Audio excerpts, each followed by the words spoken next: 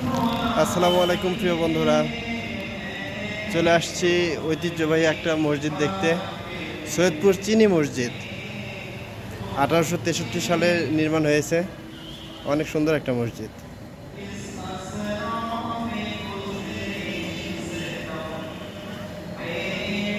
ভিতরের কাজগুলো না অনেক সুন্দর। এটা আমরা আছি দ্বিতীয় তলায়, নিচতলায় মাহফিল হচ্ছে। অনেক ভালো লাগলো আর কি।